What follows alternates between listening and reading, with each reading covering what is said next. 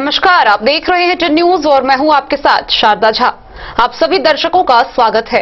Bulletin की शुरुआत से पहले नजर डालते हैं आज की हेडलाइंस पर। राजनगर प्रखंड के कुल 22 पंचायतों के लिए मतगणना केंद्र आरके कॉलेज में शुरू हुई वोटों की गिनती। परिणाम आते ही कहीं खुशी तो कहीं गम का नजारा।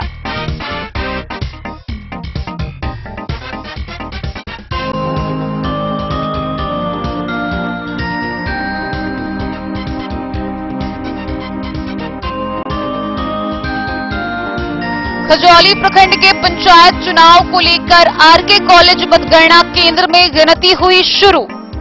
14 पंचायतों में 12 पंचायतों में नया चेहरा बना मुखिया।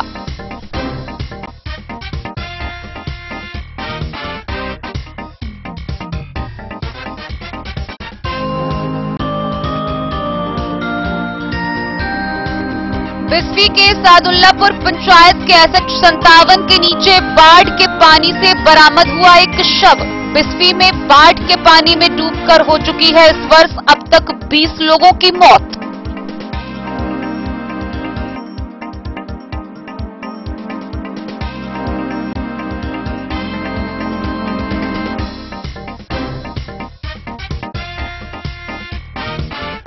कोरोना के मद्देनजर राज्य स्वास्थ्य समिति ने जारी किया निर्देश।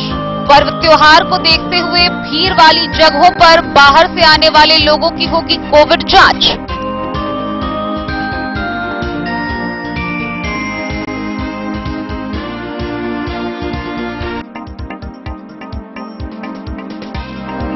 बिस्फी के चौटा गांव से अपहृत हुई लड़की 8 महीने बाद कानपुर स्टेशन से हुई बरामद।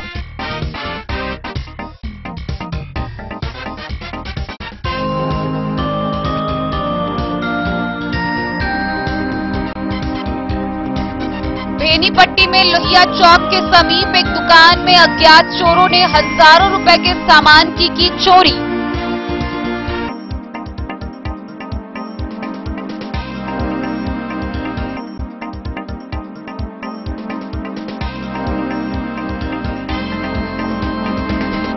बेनीपट्टी में जिला परिषद सदस्य के लिए मधवापुर व हरलाखी से 13 प्रत्याशियों ने दाखिल किया नामांकन पर्चा।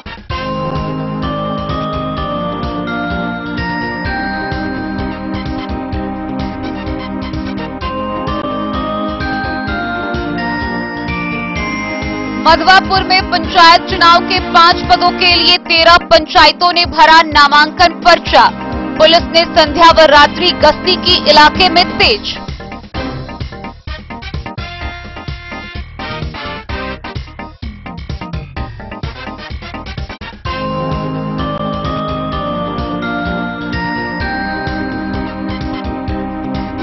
आईसीडीएस ने पत्र जारी कर डीपीओ को दिया निर्देश।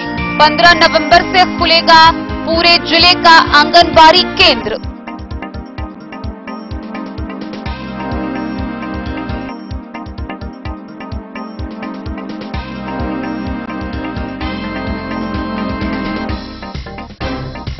टीकाकरण कार्यक्रम को लेकर जयनगर अनुमंडल अस्पताल में आशा कार्यकर्ताओं की हुई प्रशिक्षण बैठक।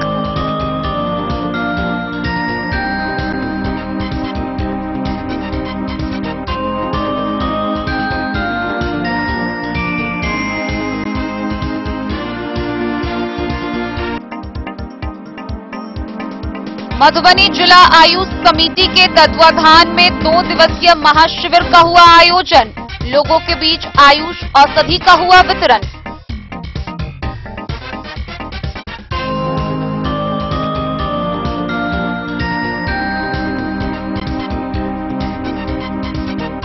और सीमावर्ती क्षेत्र लदनिया में 5वें चरण के तहत 219 बूथों पर होगा मतदान। तैयारी हुई पूरी।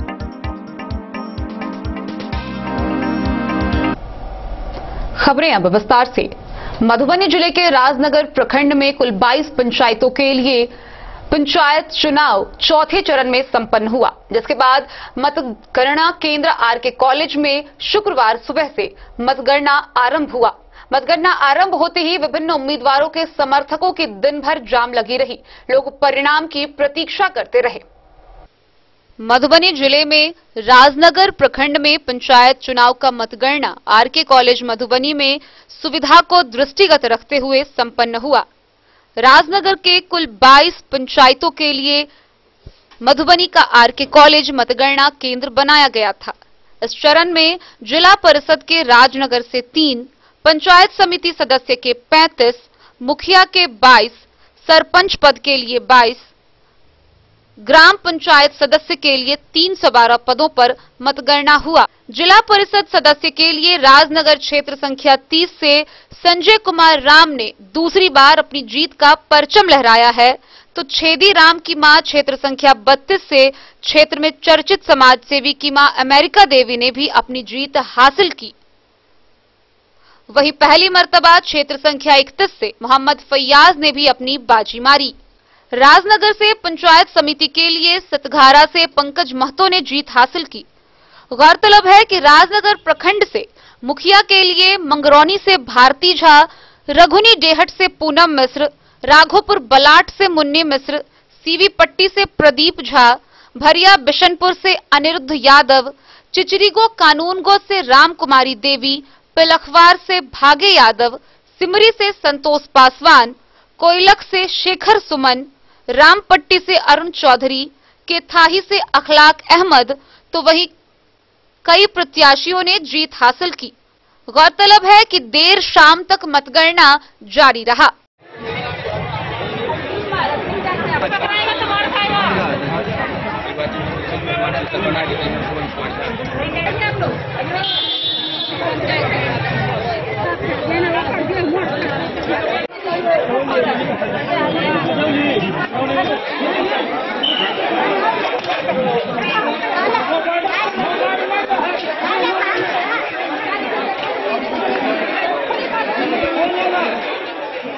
मोबाइल जिनके पास होगा वो नहीं जाएंगे, मोबाइल रख दीजिएगा।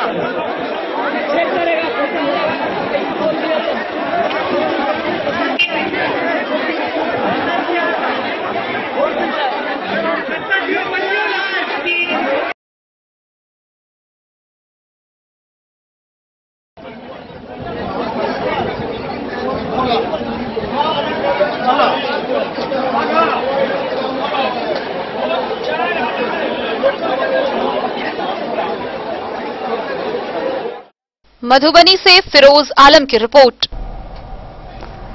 मधुबनी जिले के खजौली प्रखंड में संपन्न चौथे चरण के चुनाव के बाद मतगणना काफी दिलचस्प रहा। खजौली प्रखंड में कुल 14 पंचायत के लिए चुनाव हुआ था। 14 पंचायतों में केवल 2 पंचायत पर निवर्तमान मुखिया अपना जगह बना पाए। बाकी 12 पंचायत में मतदाताओं ने इस बार नए उम्मीदवारों को जगह दिया है। खजौली प्रखंड के 14 पंचायत में से 2 ही पंचायत के मुखिया अपनी सीट को सुरक्षित रख सके, जिसमें चंद्रडीह पंचायत के युवा मुखिया जयप्रकाश मंडल व भकुआ पंचायत की मुखिया विनीता देवी ने दोबारा अपनी सीट पर कब्जा जमाया। शेष सभी 12 पंचायतों में नया चेहरा मुखिया का सीट जीता है। गौरतलब है कि नरार पूर्वी से आशा देवी, दतुआर से बबलू महतो, सराबे से मधुबाला देवी, खजौली से अमरेंद्र कुमार सिंह उर्फ मुन्ना सिंह, रसिदपुर पंचायत से साधना देवी, महुआ एक डारा से छट्टू पासवान, बेता ककर घट्टी से मोहन झा उर्फ बबलू झा, सुक्की से अशोक कुमार सिंह, इनरवा से रीना देवी, कन्हौली से अर्जुन सिंह, चतरा गुबरौरा दक्षिण से अनीता देवी, चतरा गुबरौरा उत्तर से सोनी देवी, भकुआ से विनीता देवी और चंद्रडीह से जयप्रकाश मंडल शामिल है। खजौली प्रखंड के 6 पंचायत के मुखिया को मतदाताओं ने जमकर वोट दिया, जिसमें सुक्की, सरावे, दतुआर, खजौली, बेता ककरघट्टी व इनरवा पंचायत शामिल है। गौरतलब है कि सुक्की पंचायत से मुखिया पद पर जीत हासिल करने वाले मुखिया अशोक कुमार सिंह को मतदाताओं ने 2653 वोट दिए। वहीं सराबे के मुखिया अजय कुमार सिंह उर्फ कोका सिंह की पत्नी मधुबाला देवी को 1989, खजौली पंचायत के मुखिया अमरेंद्र कुमार सिंह उर्फ मुन्ना सिंह को 1576, दतुआर पंचायत के मुखिया बबलू महतो को 1906, बेता ककरघट्टी पंचायत के मुखिया मोहन कुमार झा उर्फ बबलू झा को 1906 एवं इनरवा पंचायत के मुखिया सुधीर सिंह की पत्नी रीना देवी को 1053 मतदाताओं ने वोट दिया है, जो प्रखंड का रिकॉर्ड वोट है।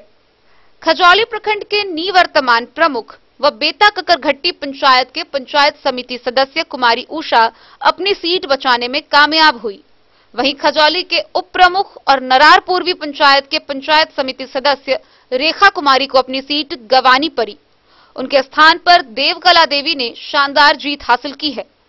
वैसे इस बार की पंचायत चुनाव में मतदाताओं ने पुराने चेहरे की अपेक्षा नए चेहरे को अधिक पसंद किया है। खजौली प्रखंड के प्रादेशिक निर्वाचन क्षेत्र संख्या 21 से निवर्तमान जिला परिषद सदस्य जितेंद्र कुमार भारती अपना सीट बचाने में कामयाब हुए। मतदाताओं ने उन्हें 7036 वोट दिए, जबकि उनके प्रतिद्वंदी राम अवतार पासवान को केवल 5923 वोट मिला है। प्रादेशिक निर्वाचन क्षेत्र संख्या 22 से दीपक कुमार सिंह को मतदाताओं ने शानदार जीत दिलाई है। निवर्तमान जिला परिषद सदस्य प्रमोद कुमार सिंह को परास्त कर उन्होंने जीत हासिल की। मतदाताओं ने दीपक कुमार सिंह को 6802 मत दिए, जबकि प्रमोद कुमार सिंह को 5821 मत प्राप्त हुए हैं। उम्मीदवारों के साथ मतदाताओं में भी काफी हर्ष है। जीत की सूचना मिलते ही मतदाताओं द्वारा जहां पटाखे फोड़े जा रहे थे, वहीं कुछ लोग रंग अबीर उड़ा रहे थे, मिठाइयां बांटी जा रही थी। कहीं खुशी तो कहीं गम का माहौल दिखा। खजौली में पंचायत आम निर्वाचन 2021 के परिणामों की घोषणा होते ही कहीं खुशी तो कहीं गम का माहौल देखा गया। जिन मतदाताओं के उम्मीदवारों की जीत हुई, वे लोग पटाखे फोड़ रहे थे, रंग गुलाल उड़ा रहे थे। अपने सहयोगियों के बीच वह मिठाइयां बांटते नजर आए। वहीं जिन समर्थकों की हार हुई, वो गम में डूबे नजर आए। कई उम्मीदवारों की आशा पर पानी फिर गया। जिन्हें हार होना सपने में भी नहीं आ रहा था, वो प्रतिनिधि चुनाव हार गए। कुछ उम्मीदवार तो कर्ज लेकर चुनाव मैदान में आए थे, लेकिन कर्ज के साथ हुई हार ने उन्हें झकझोरा है। गौरतलब है कि खजौली प्रखंड के पंचायत चुनाव में सबसे दिलचस्प मामला बेता ककरघट्टी पंचायत का रहा, जहां बेता ककरघट्टी पंचायत में मुखिया पद पर जीत हार का आंकड़ा मात्र 12 मतों का रहा।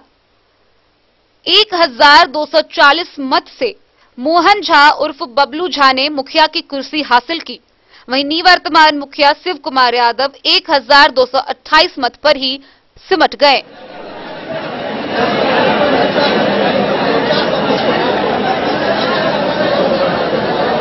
करता हूँ। आपका शुभ नाम? संजय राम, क्षेत्र संख्या 30, राजनगर से। नाम है अमरेन कुमार। कितने वोटों से आपने विजय हासिल किया? 154 आपका क्या मैंने कहना है कि मैंने क्या क्षेत्र के लिए विकास करेंगे, जनता का मदद करेंगे, जैसे थे वैसे करेंगे। आपका शुभ नाम?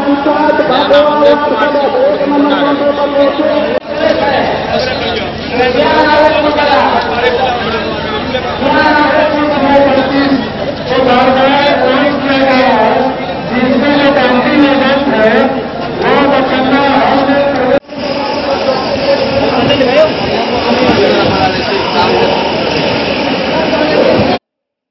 खजौली से सुधांशु ठाकुर की रिपोर्ट। बिस्फी प्रखंड क्षेत्र के सादुल्लापुर के SH 57 के नीचे बाढ़ के पानी से बने गड्ढे से एक शव बरामद किया गया। मृतक की पहचान सादुल्लापुर पंचायत के वार्ड संख्या 6 निवासी चंद्रदास के रूप में की गई है। गौरतलब है कि बिस्फी प्रखंड में इस वर्ष बाढ़ के पानी में डूबने से तकरीबन 20 लोगों की अब तक मौत हो चुकी है। बिस्फी प्रखंड क्षेत्र के सादुल्लापुर पंचायत के वार्ड संख्या 6 के निवासी चंद्रदास का शव बीते देर शाम SH 57 के नीचे बाढ़ के पानी से भरे एक गड्ढे में तैरता हुआ मिला।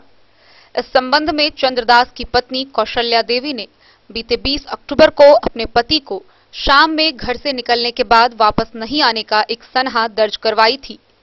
सूचना मिलने पर बिस्फी पुलिस शव को अपने कब्जे में कर पोस्टमार्टम के लिए सदर अस्पताल मधुबनी में भेज दिया।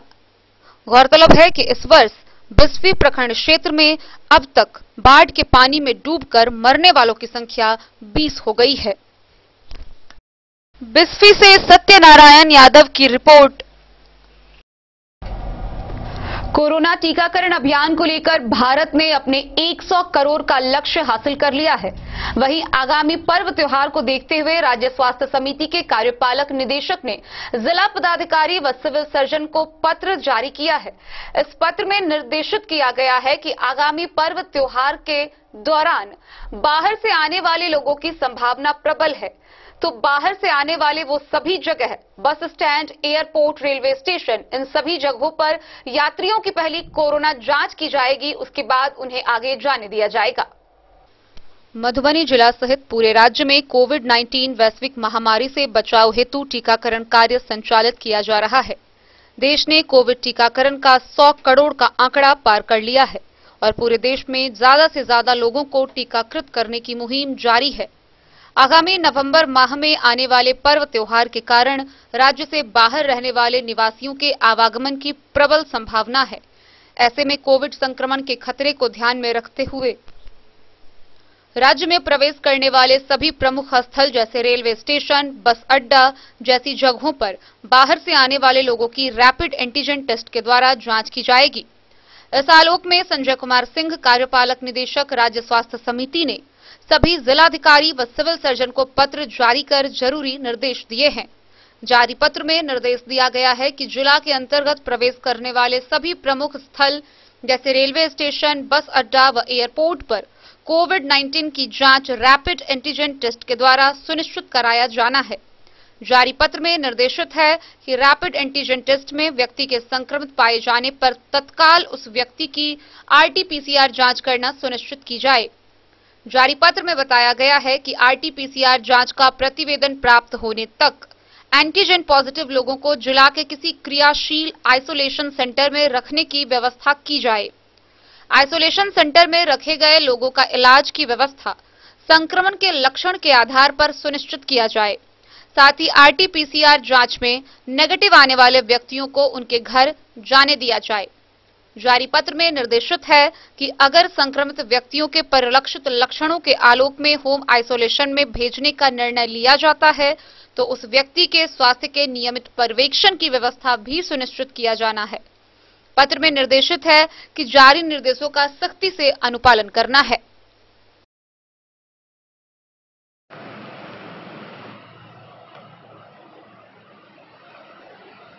आज 21 अक्टूबर का दिन है और ये संपूर्ण राज्य के लिए, समूचे राष्ट्र के लिए गर्व की बात है, इसलिए कि हम लोगों ने 100 करोड़ के जादुई आंकड़े को हम लोगों ने छुआ है और ये निर्देश है कि हम लोग आज इसको सेलिब्रेट करेंगे। आज सेलिब्रेट करेंगे, इसलिए सेलिब्रेट करेंगे कि एक ऐसी बीमारी, एक अनजान बीमारी जो झोंका की तरह है और जिसने लाखों लोगों का जान ले लिया, उससे लड़ने में हम सक्षम हो पा रहे हैं इसी वैक्सीनेशन के रूपी हथियार से। और उस फिगर को बिहार ने 6 करोड़, समूचे इंडिया में 100 करोड़ का आंकड़ा हम लोगों ने पार कर लिया है और वक्त से पहले। इसलिए ये हम लोग के लिए आज राष्ट्र और राज्य के लिए गर्व की बात। आज के दिन हम आप मीडिया से यही अपील करना चाहेंगे कि आप भी हमारे इस महती अभियान में आप लोग सहयोग करते आए हैं और भी सहयोग करें। किस रूप में? वो इस रूप में कि अभी आप जान रहे हैं कि हमारे यहाँ दिवाली और छठ में लाखों की संख्या में लोग आएंगे, मजदूर बाहर के राज्यों से, और बाहर के राज्यों में बहुत सारे ऐसे राज्य हैं जहाँ अभी भी प्रिवेलेंस इंसिडेंस हम लोग के यहाँ से ज़्यादा है।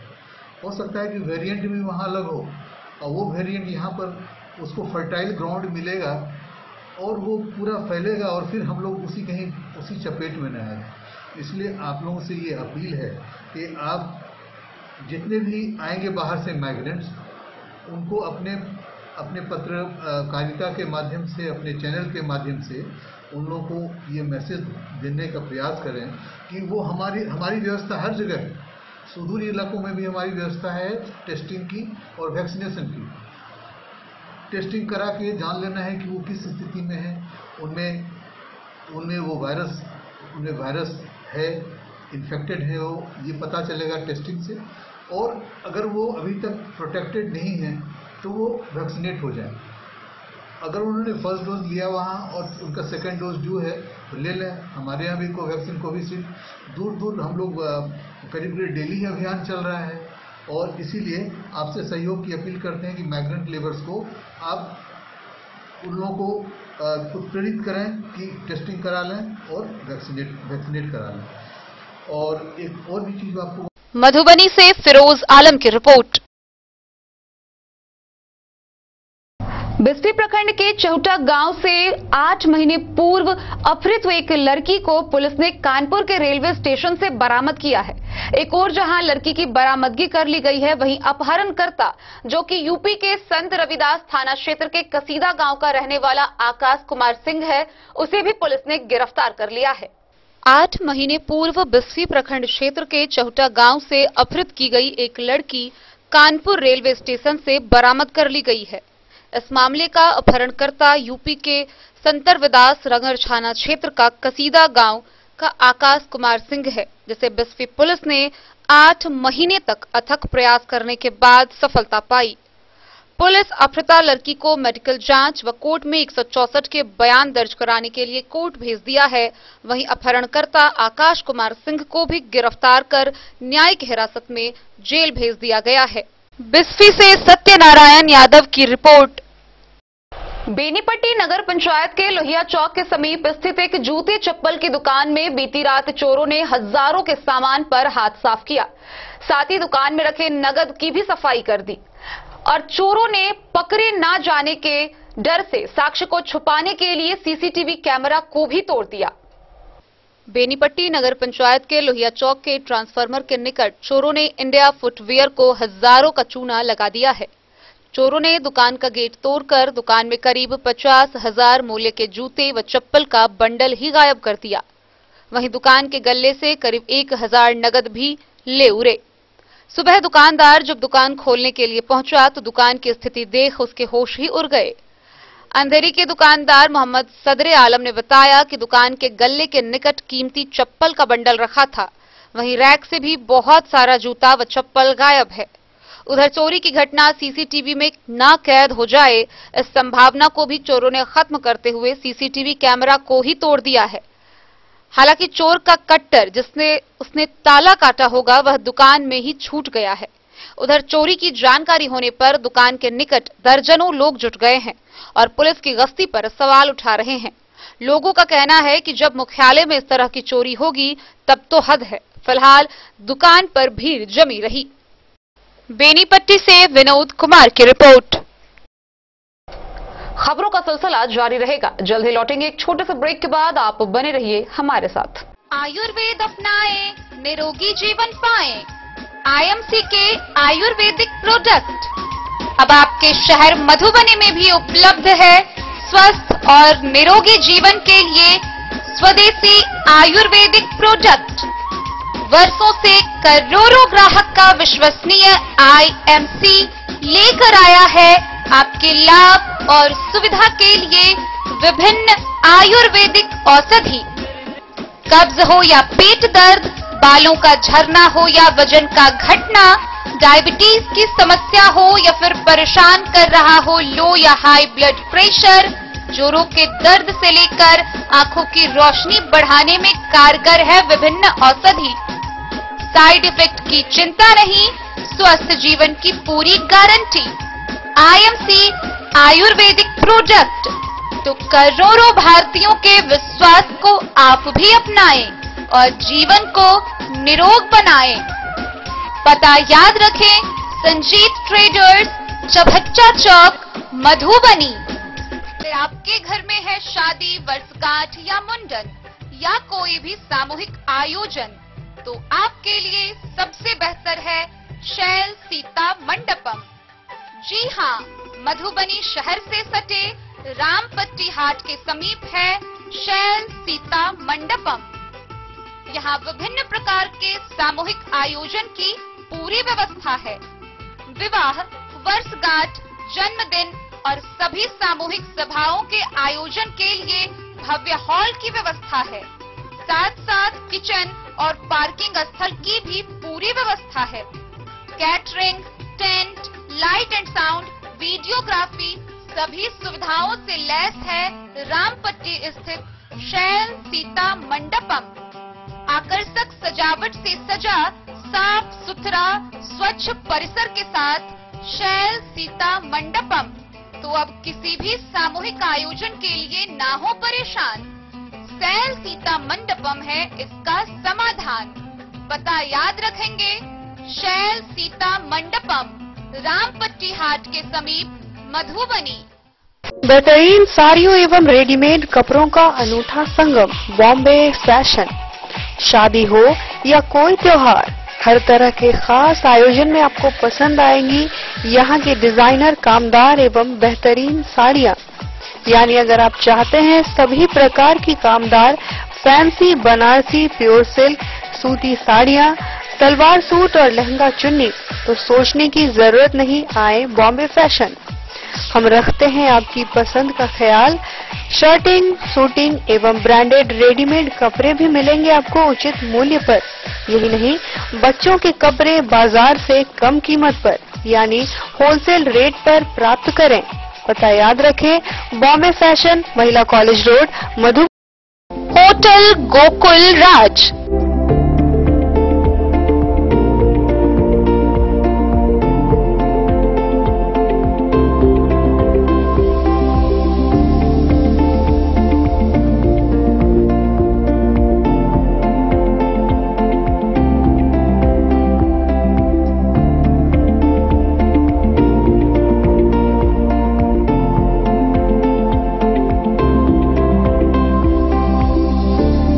शहर के भीड़ भाड़ से दूर, शांति और सुकून से भरे वातावरण में, मधुबनी शहर के लहरियागंज वार्ड नंबर 1 में पूरे मिथिलांचल क्षेत्र का सबसे भव्य होटल, होटल गोकुल राज।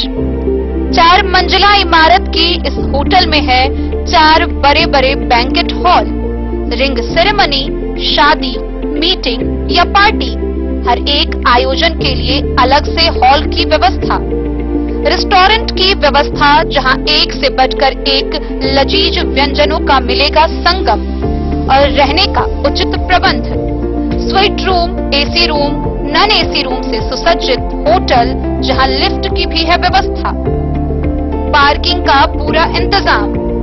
तो आइए और जिंदगी में खुशियों से भरी यादें शामिल करिए। होटल गोकुल राज मधुबनी में आप लोगों का स्वागत है। होटल गोकुल राज, लहरियागंज वार्ड नंबर 1, मधुबनी। कारक कलर्स, मेसर्स विश्वनाथ कारक, लोहापट्टी, मधुबनी। यहाँ उपलब्ध है Sakarni wall guard, white cement, polymer base wall putty, दीवारों और प्लास्टर को पकड़ी जकड़ के सकरनी प्लास्टर बॉन्ड, अद्वितीय उत्पाद जिसे जर्मन टेक्नोलॉजी के सहायता से किया गया है तैयार। किसी प्रकार के हैकिंग की आवश्यकता नहीं, सतह के साथ डुअल बॉन्डिंग, ज्यादा कवरेज, प्रयोग के बाद रंगीन होने के कारण प्रयोग किए हुए सतह का पता चलता है, पानी और नमी को रोकने की क्षमता रखता है, समय कम लगता है यानी पैसे की बचत, कंस्ट्रक्शन स्ट्रक्चर को कोई नुकसान नहीं, सामान्य तापमान में 9 महीने तक बंद पैकिंग में ठीक रहता है, 5, 10 और 20 किलो पैकिंग में उपलब्ध। Sakarni wall guard, white cement, polymer base wall putty, Karak colours, Messrs Vishwanath Karak, Lohapatti, Madhubani.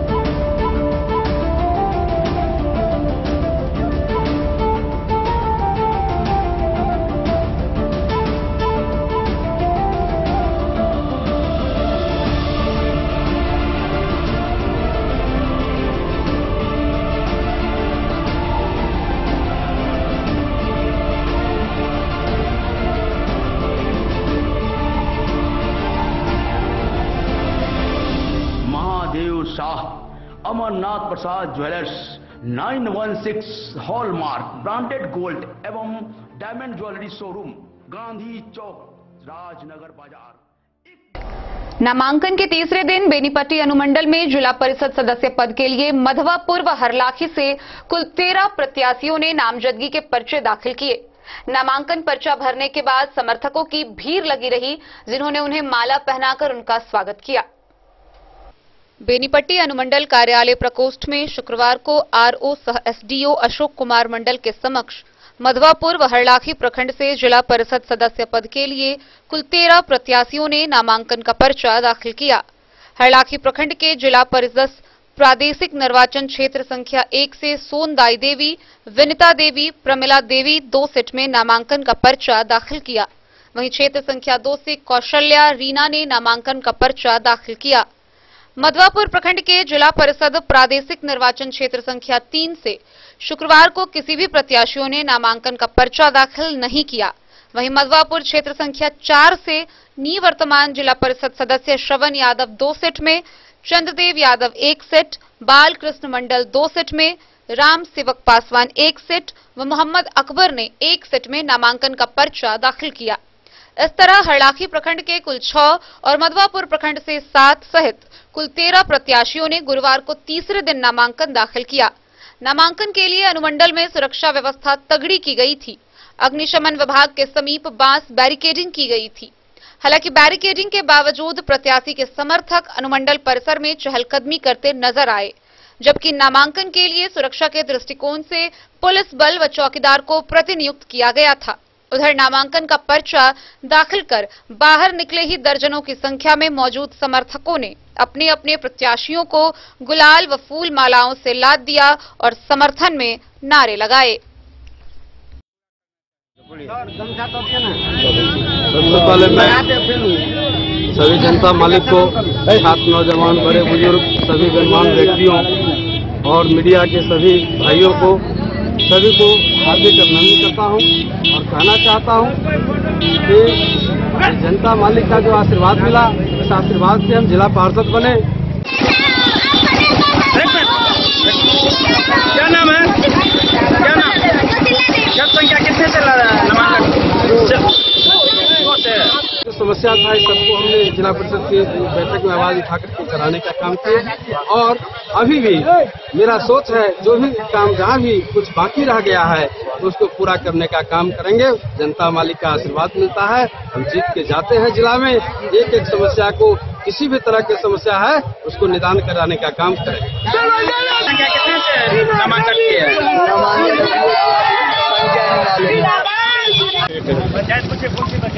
कहाँ से जिला परिषद, कौन क्षेत्र से जिला परिषद? प्रखंड। क्या नाम बताया आपने? विनीता देवी। जनताओं को संदेश दीजिएगा। हाँ, जिला परिषद का जो काम है वो हम करके दिखाएंगे। जिला परिषद का काम है लघु उद्योग, किसानों को बीज उपलब्धि कराना, वो सब करके दिखाएंगे। की नाम है? कौन क्षेत्र संख्या से चुनाव ले रहा है नामांकन के लिए? विकास योजना जैसे धीमी गति से जो विकास योजना है वो जिला में जाके जखन जिला परिषद के बैठक होते, जखन चेयरमैन डीएम सब प्रशासनिक लोग रहते वहाँ पर, तो विभिन्न काम है जना आवासीय योजना है। आवास योजना में ओकरा पर कहाँ से जिला? बेनीपट्टी से विनोद कुमार की रिपोर्ट। मधवापुर प्रखंड में पंचायत चुनाव को लेकर पंचायत चुनाव के 5 पदों के लिए 13 पंचायत के उम्मीदवारों ने अपने अपने नामांकन के पर्चे भरे। वहीं दूसरी तरफ चुनाव को लेकर पुलिस व प्रशासन भी बेहद सतर्क नजर आ रही है। इलाके में रात्रि व संध्या गश्ती को भी तेज कर दिया गया है। मधवापुर में पंचायत चुनाव के 5 पदों के लिए 13 पंचायतों के उम्मीदवारों ने अपने अपने नामांकन के पर्चे दाखिल किए।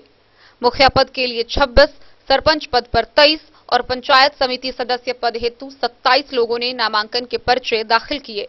इसके अलावा वार्ड सदस्य और वार्ड पंच पद पर नामांकन जारी रही।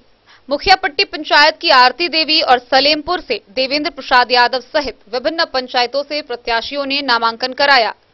यह सारी जानकारी प्रखंड निर्वाची पदाधिकारी सह बीडीओ राजेश कुमार ने दी। नामांकन शुरू होने के बाद से ही साहरघाट व मधवापुर इलाके में पुलिस ने संध्या और रात्रि गश्ती को तेज कर सुरक्षा बढ़ा दी है। जैसे जैसे चुनाव के दिन करीब होते जा रहे हैं, उसी प्रकार पेट्रोलिंग भी तेज की जा रही है। थानाध्यक्ष गया सिंह और रामचंद्र चौपाल के नेतृत्व में सुरक्षा बलों की अलग अलग टीम बनाकर अलग अलग क्षेत्रों में तैनात किया गया है। इलाके में विधि व्यवस्था मजबूती और की सुरक्षात्मक प्रबंध पर खास ध्यान रखा जा रहा है। दोनों थाना क्षेत्र की सशस्त्र पुलिस टीम के अधिकारियों ने संध्या और रात्रि की सघन गश्ती के जरिए गुरुवार को कड़ी चौकसी का संदेश लोगों को दिया। इस दौरान सुरक्षा कर्मियों ने संदिग्ध आवागमन रोकने, तस्करी बंद करने, शराब कारोबारियों को सावधान करने के लिए खास अभियान की शुरुआत की है। भारत नेपाल सीमा के पास नो मेंस लैंड पर गश्ती के दौरान सुरक्षा बलों ने स्थानीय लोगों को सुरक्षा से संबंधित कई बिंदुओं पर सतर्क किया। बाजार, बस स्टैंड, टेम्पो, पड़ाव स्थल और चौक चौराहों सहित सार्वजनिक स्थानों पर गाड़ी खड़ी कर पुलिस टीम ने गश्ती शुरू की। इस दौरान नामांकन अवधि में बासुकी चौक के बाद मधवापुर की ओर 4 पहिया वाहन जाने पर प्रशासन ने रोक लगा दी है। थानाध्यक्ष गया सिंह ने बताया कि मुख्यालय में भीड़ को रोकने, सामान्य यात्रियों को आवागमन की असुविधा हटाने और सुरक्षा के मद्देनजर यह कदम उठाया गया है। सरकारी निर्देश के मुताबिक बासुकी चौक पर बैरियर लगाकर 4 पहिए वाहनों का परिचालन रोका गया। प्रखंड निर्वाची पदाधिकारी सह बीडीओ राजेश कुमार ने सभी उम्मीदवारों से अपील की है कि वे लोग जनहित में सरकार द्वारा चलाए जा रहे अभियान को सफल बनाने में सरकारी आदेश का पालन करते हुए उनका सहयोग करें। उन्होंने विधि व्यवस्था मजबूत बनाने में पुलिस अधिकारियों का सहयोग करने का आग्रह क्षेत्रवासियों से भी किया है। मधवापुर से शत्रुमर्दन कुमार की रिपोर्ट। कोरोना वायरस के बढ़ते संक्रमण को देखते हुए मधुबनी जिले के सभी आंगनबाड़ी केंद्रों को बंद कर दिया गया था। एक ओर जहां कोरोना वायरस के टीकाकरण का 100 करोड़ का लक्ष्य पूरा कर लिया गया है, वहीं इसके खतरे को कम देखते हुए आंगनबाड़ी दोबारा खोलने का निर्णय लिया गया है। आईसीडीएस ने पत्र जारी कर निर्देश किया है कि जिले के सभी आंगनबाड़ी केंद्र आगामी 15 नवंबर से खुलेंगे, जहां बच्चे पहुंचकर गर्म खाना भी खा सकेंगे। मधुबनी जिले के आंगनबाड़ी केंद्र 15 नवंबर से खुलेंगे। कोरोना वायरस को देखते हुए आंगनबाड़ी केंद्रों को लंबे समय तक बंद कर दिया गया था। आईसीडीएस के डीपीओ शोभा सिन्हा ने बताया कि निदेशक ने पत्र जारी कर सभी जिले को निर्देश दिया है कि आगामी छठ के बाद जिले के सभी आंगनबाड़ी केंद्रों पर पूर्व की भांति की जाने वाली सभी गतिविधियों का संचालन प्रारंभ किया जाएगा। केंद्र संचालन अवधि 15 नवंबर 2021 से 21 मार्च 2022 तक पूर्वाह्न 10 बजे से अपराह्न 2 बजे तक निर्धारित की गई है। गौरतलब है कि कोरोना वायरस संक्रमण के दौर में आंगनबाड़ी केंद्र बंद होने पर बच्चों को पोषक तत्व से युक्त भोजन घर पर ही उपलब्ध कराया गया। साथ ही पौष्टिक गर्म खाना या पोषण की राशि उनके घर तक पहुंचाई गई। डीपीओ शोभा सिन्हा ने कहा, अब कोविड-19 संक्रमण के मामले कम होने के कारण सरकार ने फैसला लिया है कि 15 नवंबर से जिले के सभी आंगनबाड़ी केंद्रों को पूर्व की भांति संचालित किया जाएगा। साथ ही अब गोद भराई तथा अन्नप्राशन दिवस का आयोजन आंगनबाड़ी केंद्रों पर ही सेविका के द्वारा किया जाएगा। जिला कार्यक्रम पदाधिकारी शोभा सिन्हा ने बताया, आंगनबाड़ी केंद्रों और केंद्र के आसपास की सफाई रखनी है। उन्होंने कहा कि स्वास्थ्य का बेहतर होना साफ सफाई से ही संभव होता है। कोरोना काल में सभी आंगनबाड़ी केंद्र केवल केंद्र आने वाले शिशुओं के लिए ही बंद था। सभी सेविकाएं अपने केंद्र और पोषक क्षेत्र का नियमित निरीक्षण करती रही हैं। ऐसे में उन्हें केंद्र और इसके आसपास की सफाई का ख्याल रखना जरूरी है।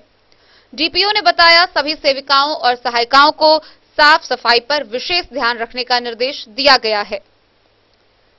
ग्रामीण क्षेत्रों में 3 से 6 वर्ष के बच्चों और उनकी मां को कुपोषण से बचाने के लिए भारत सरकार द्वारा एकीकृत बाल विकास सेवा कार्यक्रम के अंतर्गत आंगनबाड़ी योजना को आरंभ किया गया है। इस योजना के अंतर्गत गांवों और कस्बों में घनी आबादी वाले क्षेत्रों में एक आंगनबाड़ी केंद्र खोला गया है। जिले में कुल 4763 आंगनबाड़ी केंद्र संचालित हैं। इस केंद्र में सरकार द्वारा प्रदान की गई अत्याधुनिक सुविधाएं मिलती है। जो बच्चों और उनकी मां को कुपोषण से बचाते हैं। इन सुविधाओं के रूप में उन्हें पोषित भोजन, स्वास्थ्य सेवाएं, खेल सामग्री, बच्चों की पुस्तकें, धात्री महिलाओं की सही समय पर जांच और परामर्श, बच्चों को बुनियादी ज्ञान से शिक्षित करना है। आंगनबाड़ी केंद्र पर बच्चे और महिलाओं को घर जैसा वातावरण उपलब्ध कराया जाता है, जिससे उनको किसी भी प्रकार का संकोच न रहे। मधुबनी से फिरोज आलम की रिपोर्ट। जयनगर अनुमंडल अस्पताल स्थित एएनएम प्रशिक्षण भवन में कोविड महासर्वे अभियान को लेकर आशा कार्यकर्ताओं की एक समीक्षात्मक बैठक हुई। इस बैठक में आशा कार्यकर्ताओं को इस बात के लिए प्रशिक्षित किया गया कि वह अपने वार्डों में जाकर यह पता लगाए कि अब तक कौन से लोग कोविड वैक्सीन से वंचित हैं। सभी लोगों को टीकाकृत करने के लक्ष्य को लेकर सरकार ने अब आशा कार्यकर्ताओं का सहारा लेना शुरू किया है। आशा कार्यकर्ताएं प्रशिक्षण प्राप्त कर अपने आसपास के क्षेत्रों में जानकारी जुटाकर यह बता पाएंगी कि कितने लोग अभी कोविड के वैक्सीन से वंचित हैं, ताकि उन्हें टीकाकृत किया जा सके। कोविड वैक्सीन टीकाकरण कार्यक्रम को सफल बनाने को लेकर स्वास्थ्य विभाग ने आशा कार्यकर्ताओं का सहारा लेना शुरू कर दिया है, ताकि कोई भी व्यक्ति कोविड वैक्सीन से वंचित नहीं हो सके। शुक्रवार को जयनगर अनुमंडल अस्पताल स्थित एएनएम प्रशिक्षण भवन में कोविड महासर्वे अभियान को लेकर आशा कार्यकर्ताओं की एक समीक्षात्मक बैठक आयोजित की गई। समीक्षा बैठक में जिला प्रशिक्षण पदाधिकारी doctor SK Vishwakarma, Jaynagar BDO Uma Bharti, प्रभारी चिकित्सा पदाधिकारी डॉक्टर रवि भूषण प्रसाद, यूनिसेफ के बीएमसी प्रवीण कुमार झा व बीसीएम राजेश कुमार के अलावे जयनगर प्रखंड के दर्जनों की संख्या में आशा कार्यकर्ताओं ने भाग लिया। प्रशिक्षण शिविर के माध्यम से सभी आशा कार्यकर्ताओं को उनके अपने संबंधित वार्डों के मतदाता सूची के अनुसार कोविड वैक्सीन के टीका लगाने वाले लोगों का सर्वे करना है। बीएमसी प्रवीण कुमार झा ने बताया कि सरकार और स्वास्थ्य विभाग के द्वारा कोविड वैक्सीन टीका को लेकर महासर्वे अभियान की शुरुआत की गई है। आज समीक्षा बैठक के माध्यम से आशा को कई तरह के सर्वे के लिए दिशा निर्देश दिए गए हैं, जिसमें आशा वर्कर अपने संबंधित वार्डों के मतदाता सूची के अनुसार घर घर जाकर वोटरों का सर्वे करना है कि वैक्सीन लगाया या नहीं। प्रशिक्षण के माध्यम से जो व्यक्ति कोविड वैक्सीन का टीका लगा लिए हैं, वैसे व्यक्ति के नाम के आगे 1 लिखना है और जो व्यक्ति दोनों टीका लगाया है उसके नाम के आगे 2 लिखना है। और यदि कोई व्यक्ति अब तक वैक्सीन से वंचित है या किसी कारण से टीका नहीं लगाए हैं, तो ऐसे व्यक्ति के नाम के आगे 5 कारण को दर्शाया गया है। समीक्षा बैठक में आशा वर्कर ने अपनी लंबित मांगों को पूरा करने की बात रखी।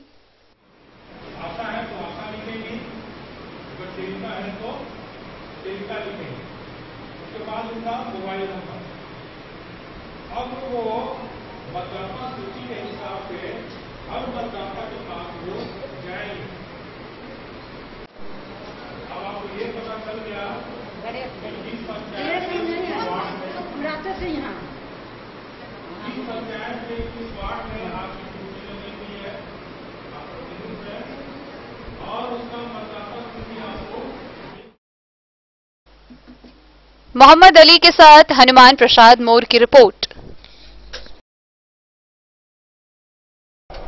खबरों का सिलसिला जारी रहेगा। जल्द ही लौटेंगे एक छोटे से ब्रेक के बाद। आप बने रहिए हमारे साथ। Testbook presents Testbook pass for all government job aspirants. तो चाहे आप ऑनलाइन कोर्सेज की हेल्प से अपने कॉन्सेप्ट्स क्लियर करना चाहते हैं या ऑनलाइन मॉक टेस्ट से प्रैक्टिस करना चाहते हैं, तो Testbook pass is for you. Test book pass offers complete preparation with 3500 plus mock tests, 100 plus online courses for over 100 plus exams.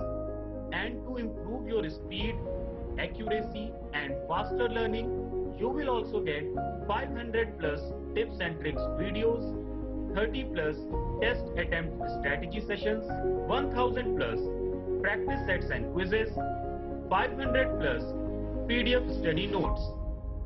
Test book pass is your full pass for complete preparation for all your exams. Till now, 37,000 plus students got selected using test book. You could be next. So to achieve your goal. Break के बाद एक बार फिर आप सभी दर्शकों का स्वागत है। आगे बढ़ने से पहले नजरें एक बार हेडलाइंस पर। राजनगर प्रखंड के कुल 22 पंचायतों के लिए मतगणना केंद्र आरके कॉलेज में शुरू हुई वोटों की गिनती। परिणाम आते ही कहीं खुशी तो कहीं गम का नजारा।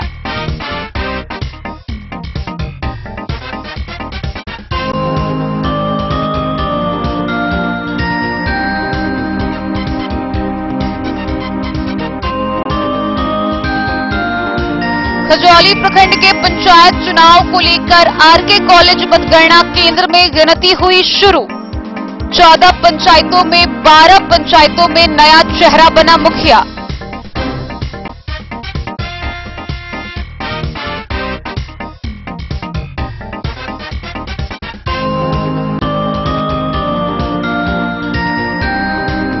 बिस्फी के सादुल्लापुर पंचायत के SH 57 के नीचे बाढ़ के पानी से बरामद हुआ एक शव। बिस्फी में बाढ़ के पानी में डूबकर हो चुकी है इस वर्ष अब तक 20 लोगों की मौत।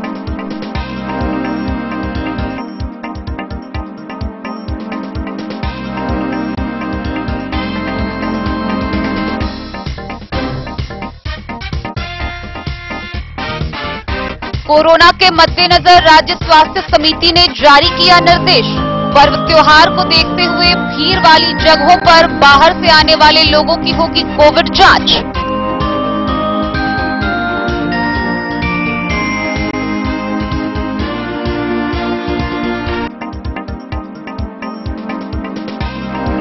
बिस्फी के चौटा गांव से अपहृत हुई लड़की 8 महीने बाद कानपुर स्टेशन से हुई बरामद।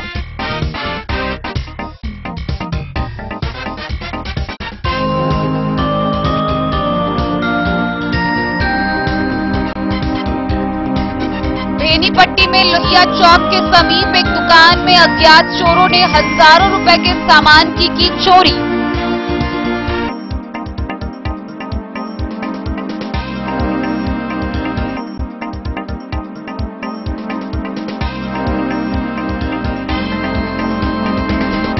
बेनीपट्टी में जिला परिषद सदस्य के लिए मधवापुर व हरलाखी से 13 प्रत्याशियों ने दाखिल किया नामांकन पर्चा।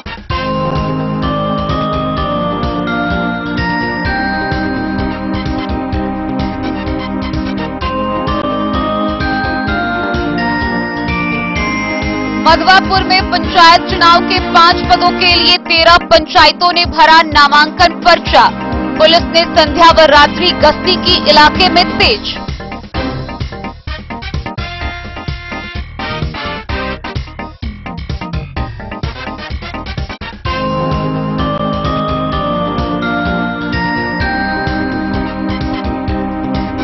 ICDS ने पत्र जारी कर DPO को दिया निर्देश। 15 नवंबर से खुलेगा पूरे जिले का आंगनबाड़ी केंद्र।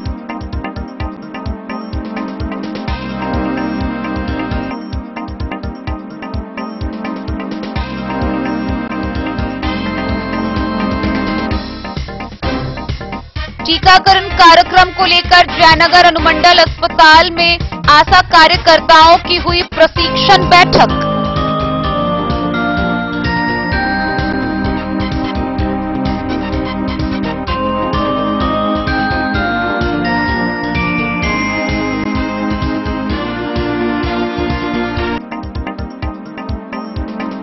मधुबनी जिला आयुष समिति के तत्वाधान में 2 दिवसीय महाशिविर का हुआ आयोजन। लोगों के बीच आयुष औषधि का हुआ वितरण।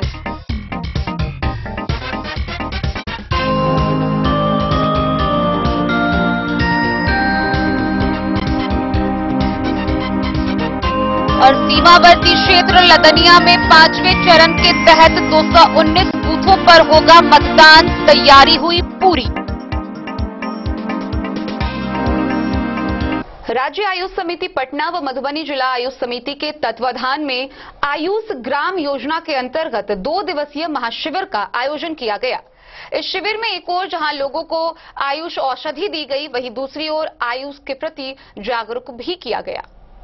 राज्य आयुष समिति पटना एवं जिला आयुष समिति के तत्वाधान में आयुष ग्राम योजना अंतर्गत 2 दिवसीय महाशिविर का आयोजन कर लोगों के बीच आयुष औषधि का वितरण किया गया व जनमानस के बीच आयुष जागरूकता अभियान चलाया गया। 20 अक्टूबर को परसा मध्य विद्यालय राजनगर व 21 अक्टूबर को प्राथमिक विद्यालय रामपुर संकोर्थ पंडौल में शिविर का आयोजन किया गया। इस मौके पर लोगों को संबोधित करते हुए राज्य पर्यवेक्षक अजीत कुमार सिंह ने बताया कि यह कार्यक्रम का मुख्य उद्देश्य आयुष चिकित्सा को जन जन तक पहुंचाना है।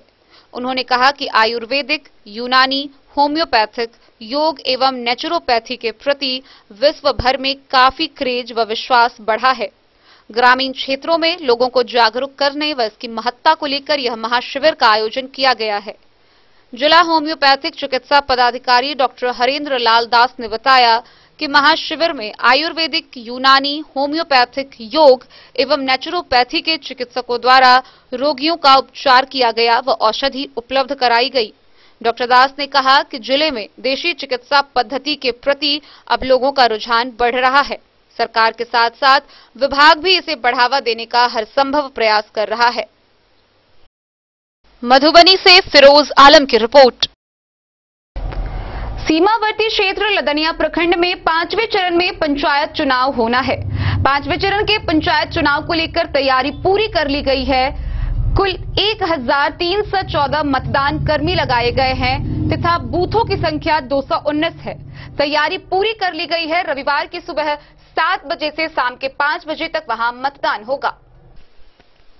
सीमावर्ती क्षेत्र लदनिया में 5वें चरण के तहत सभी 219 बूथों पर मतदान होगा। पंचायत चुनाव कराने के लिए कार्य में लगे 1314 मतदान कर्मियों को उच्च विद्यालय महथा के परिसर में शुक्रवार को ईवीएम को छोड़ सभी चीजें उपलब्ध करा दी गई। उधर सामग्री प्राप्त कर कर्मी अपने सामग्रियों की जांच करने में लगे। गौरतलब है कि प्रखंड के सभी 219 बूथों पर रविवार की सुबह 7 बजे से संध्या 5 बजे तक कड़ी सुरक्षा व्यवस्था के बीच मतदान होगा। मतदान संपन्न कराने के लिए 21 सेक्टर बनाया गया है और 6 जोन में बांटा गया है। मतदान संपन्न करने के लिए एक प्रति बूथ 6 कर्मियों को लगाया गया है, जिन सभी बूथों पर प्रखंड के 1,23,585 मतदाता मैदान में रखकर 1,387 प्रत्याशियों के भाग्य का फैसला करेंगे। इसकी जानकारी प्रखंड निर्वाची पदाधिकारी सह बीडीओ अखिलेश्वर कुमार ने दी है। इधर थानाध्यक्ष संतोष कुमार सिंह ने बताया कि बूथों की निगरानी की चौकस व्यवस्था की गई है। सीमा को सील कर दिया गया है। एसएसबी के जवानों को भी चुनाव सुरक्षा व्यवस्था का भागीदार बनाया गया है। बाहरी पुलिस बल के ठहरने की व्यवस्था खाजेडीह स्थित कॉलेज में की गई है। उन्होंने कहा कि मतदान केंद्र पर किसी प्रकार की गड़बड़ी के प्रयास करने वालों को बख्शा नहीं जाएगा। लोगों की सुविधा के लिए लदनिया में कंट्रोल रूम बनाया गया है। वोटरों के अतिरिक्त मतदान केंद्र के 100 की परिधि में आने वाले के विरुद्ध कानूनी कार्रवाई की जाएगी।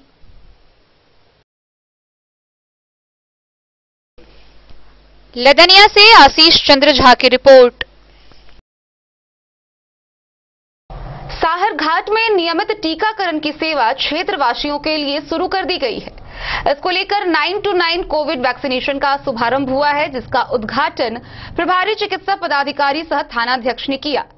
इसके उद्घाटन के बाद से अब क्षेत्र के लोग सुबह 9 बजे से रात के 9 बजे तक में कभी भी आकर कोविड का टीका ले सकते हैं। साहर घाट में नियमित कोरोना टीकाकरण की सेवा क्षेत्रवासियों के लिए शुक्रवार से शुरू हो गई। वहां लोगों को यह सुविधा दिलाने के लिए 9 to 9 कोविड वैक्सीनेशन शुरू किया गया। वैक्सीनेशन सेंटर का उद्घाटन प्रभारी चिकित्सा पदाधिकारी डॉक्टर कामेश्वर महतो, पूर्व प्रभारी चिकित्सा पदाधिकारी डॉक्टर अमरनाथ झा और साहरघाट के थानाध्यक्ष रामचंद्र चौपाल ने संयुक्त रूप से किया। यह जानकारी देते हुए प्रभारी ने बताया कि उद्घाटित सेंटर पर दिन के 9 बजे से रात के 9 बजे तक लोगों को टीका लेने की सुविधा मिलेगी। सेंटर पर लोगों के बैठने के लिए प्रतीक्षालय की व्यवस्था भी की गई है। इसके अलावा वैक्सीनेशन सेंटर पर बिजली, पानी और शौचालय की व्यवस्था भी किए जाने की जानकारी प्रभारी ने दी। मधवापुर से शत्रुमर्दन कुमार की रिपोर्ट। मधेपुर प्रखंड क्षेत्र में बीते माह जून जुलाई में जिस प्रकार बाढ़ ने दस्तक दिया था, अक्टूबर में पिछले 3 दिनों से हो रही लगातार बारिश ने एक बार फिर वही मंजर लाकर सामने रख दिया है। एक ओर जहां खेतों में पानी लगा है और किसानों का जीवन अस्त व्यस्त है, वहीं दूसरी ओर निचले इलाकों में लोगों के घरों में पानी घुस गया है, लोगों का जीना दूभर हो गया है। मधेपुर प्रखंड के अंतर्गत 8 पंचायत में एक बार फिर बाढ़ के पानी आने से हजारों एकड़ में लगी धान की फसलें जहां तबाह हो गई है, वहीं निचले क्षेत्र में बसे लोगों के घरों में बाढ़ का पानी घुस गया है। जून जुलाई माह में दिन रात की मूसलाधार बारिश जिस तरह हुआ करती थी, ठीक ऐसा ही अक्टूबर के महीने में होने से आम जनजीवन अस्त व्यस्त है। डारो पंचायत के कुछ लोगों के घरों में बाढ़ का पानी घुस गया है। कई चापाकल भी पानी में डूबने के कारण बंद हैं, जिससे लोगों की मुश्किलें और भी दोगुनी हो गई है। अपनी जरूरत की चीज बाहर से लाने में आम लोगों को काफी दिक्कतों का सामना करना पड़ रहा है। आम लोग पहले यह समझ रहे थे कि यह मामूली बरसात का मौसम है, मगर यह मौसम संकट का पहाड़ बनकर सब पर टूट पड़ा है। और सबसे बड़ी मुसीबत किसानों के लिए साबित हुई, जो धान की फसलों को पानी में डुबाकर नेस्तनाबूद कर गई। मधेपुर से नूर मोहम्मद कासमी की रिपोर्ट। रेका थाना क्षेत्र के नाजरपुर यादव टोल के समीप एक मोटरसाइकिल ने एक महिला को जोरदार टक्कर दे मारी। इस घटना में दोनों ही गंभीर रूप से घायल हो गए। दोनों घायलों की पहचान कर ली गई है। वह घायल मोटरसाइकिल चालक व महिला दोनों का सदर अस्पताल में इलाज चल रहा है। रेका थाना क्षेत्र के नाजरपुर यादव टोल के पास एक तेज गति से आ रही मोटरसाइकिल सवार ने एक महिला को जोरदार ठोकर मार दी। इस घटना में महिला समेत मोटरसाइकिल चालक भी खुद बुरी तरह से जख्मी हो गया। दोनों को गंभीर अवस्था में बेहतर इलाज के लिए सदर अस्पताल मधुबनी भेजा गया। जख्मी महिला की पहचान स्थानीय नाजरपुर यादव टोल की ही हुई है। वहीं मोटरसाइकिल सवार की पहचान दुल्ली पट्टी के निवासी के रूप में की गई है। मधुबनी से फिरोज आलम की रिपोर्ट। मधुबनी जिले के लदनिया, कलवाही व बासोपट्टी प्रखंड में 5वें चरण में 24 अक्टूबर को पंचायत चुनाव संपन्न होना है। इसको लेकर मधुबनी के जिला पदाधिकारी सह जिला निर्वाची पदाधिकारी अमित कुमार ने नगर भवन मधुबनी में सभी जोनल, सेक्टर पदाधिकारी व पुलिस पदाधिकारियों के साथ बैठक की। बैठक के दौरान शांतिपूर्ण माहौल में चुनाव संपन्न कराने को लेकर उन्हें कई प्रकार के दिशा निर्देश दिए गए। जिला निर्वाचन पदाधिकारी सह जिला पदाधिकारी अमित कुमार की अध्यक्षता में मधुबनी नगर भवन में पंचायत आम चुनाव 2021 के 5वें चरण के लिए नियुक्त सभी जोनल, सेक्टर दंडाधिकारियों व पुलिस पदाधिकारियों की बैठक आहूत की गई। गौरतलब है कि 24 अक्टूबर 2021 को मधुबनी जिले के 3 प्रखंड लदनिया, कलवाही एवं बासोपट्टी में पंचायत चुनाव संपन्न होना है। मतदाताओं की सुविधा को दृष्टिगत रखते हुए लदनिया के कुल 15 पंचायतों के लिए 219 मतदान केंद्र, कलवाही के 11 पंचायतों के लिए 163 मतदान केंद्र एवं बासोपट्टी के 15 पंचायतों के लिए 224 मतदान केंद्रों की स्थापना की गई है। 5वें चरण के चुनाव में लदनिया से जिला परिषद के 2, पंचायत समिति के 21, मुखिया के लिए 15, इतने ही सरपंच के लिए और ग्राम पंचायत सदस्यों के लिए 213 व पंचों के लिए चुनाव होने हैं। कलवाही से जिला परिषद के 1, पंचायत समिति के 20, मुखिया के लिए 11, सरपंच के लिए 11 और ग्राम पंचायत सदस्यों के लिए 160 व ग्राम पंचों के लिए 160 के लिए चुनाव होने हैं। वहीं बासोपट्टी से जिला परिषद के 2, पंचायत समिति के 22, मुखिया के लिए 22, मुखिया के लिए 15, सरपंच के लिए 15 और ग्राम पंचायत सदस्यों के लिए 214 चुनाव होने हैं। जिला पदाधिकारी द्वारा बैठक में उपस्थित सभी जोनल, सेक्टर दंडाधिकारियों व पुलिस पदाधिकारियों को जिले में निष्पक्ष, पारदर्शी व शांतिपूर्ण पंचायत चुनाव संपन्न कराने के लिए कई आवश्यक निर्देश दिए गए। उन्होंने कहा कि सभी मतदान केंद्रों पर 100 समय मतदान प्रारंभ हो, इसके लिए मतदान केंद्रों पर समय से ईवीएम मशीन पहुंचना सुनिश्चित करें। मतदान प्रारंभ होने के बाद सक्रियता दिखाते हुए सभी मतदान केंद्रों की गतिविधियों का जायजा लेते रहना आवश्यक है। मतदान की पूरी प्रक्रिया संपन्न होने के दौरान कंट्रोल रूम से संपर्क में बने रहना है। मोबाइल कभी स्विच ऑफ नहीं होना चाहिए। विधि व्यवस्था का संधारण पहली प्राथमिकता है, इसलिए मतदान केंद्रों के 200 मीटर के दायरे में भीड़ एकत्रित होने नहीं देना है। इसके लिए मतदान केंद्र के आसपास किसी भी उम्मीदवार का पंडाल नहीं लगने देना है। उन्होंने सभी दंडाधिकारियों को निर्देश दिया कि वे जितनी बार भी मतदान केंद्रों पर जायजा लेने पहुंचे, उतनी बार विजिट शीट पर हस्ताक्षर अवश्य करें।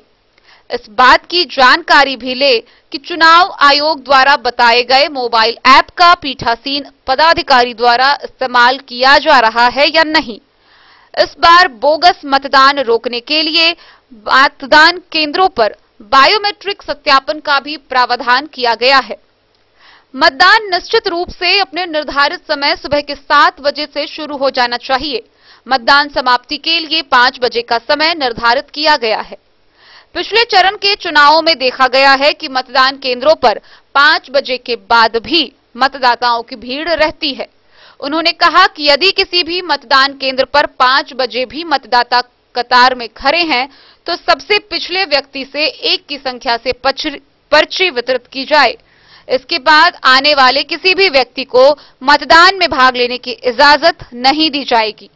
जिलाधिकारी ने विधि व्यवस्था को प्राथमिकता देते हुए शांतिपूर्ण एवं निष्पक्ष चुनाव करवाने के संकल्प पर विशेष रूप से जोर दिया। साथ ही उन्होंने जिले के मतदाताओं से भी सुबह के 7 बजे से शाम के 5 बजे तक अपने मताधिकार का इस्तेमाल करने की अपील की है। जिलाधिकारी ने अपने संबोधन में कहा कि बासोपट्टी व लदनिया प्रखंड की मतदान सामग्री समर्पित करने के लिए आरके कॉलेज मधुबनी को और कलवाही प्रखंड के लिए डीएनवाई कॉलेज जलधारी चौक पूरब को चिन्हित किया गया है। अतः संबंधित मतदान कर्मी इसका ख्याल रखेंगे। साथ ही सभी प्रखंडों के रिजर्व ईवीएम केवल आरके कॉलेज में ही जमा किए जाएंगे। मधुबनी के पुलिस अधीक्षक सत्यप्रकाश ने बैठक में उपस्थित सभी दंडाधिकारियों एवं पुलिस पदाधिकारियों को संबोधित करते हुए कहा कि पंचायत चुनाव में गड़बड़ी फैलाने वाले प्रत्येक शख्स को पहले से चिन्हित किया गया है। सभी चिन्हित एवं संवेदनशील मतदान केंद्रों पर विशेष सावधानी बरती जाए। किसी भी बूथ पर यदि किसी गड़बड़ी की आशंका हो तो तुरंत कंट्रोल रूम में सूचना दी जाए ताकि त्वरित कार्रवाई की जा सके। मौके पर उप विकास आयुक्त विशाल राज, जिला पंचायत राज पदाधिकारी सह जिला सूचना एवं जनसंपर्क पदाधिकारी शैलेंद्र कुमार, जयनगर अनुमंडल पदाधिकारी बेबी कुमारी, अनुमंडल मुख्यालय पुलिस पदाधिकारी प्रभाकर तिवारी के साथ साथ जिले के साथ सभी वरीय प्रशासनिक पदाधिकारी उपस्थित रहे। Bureau report Madhubani. तो आज के इस बुलेटिन में फिलहाल इतना ही। कल फिर हाजिर होंगे नए खबरों के साथ। तब तक दीजिए पूरी टीम को इजाजत और मधुबनी की हर छोटी बड़ी खबरों के लिए देखते रहिए DEN न्यूज।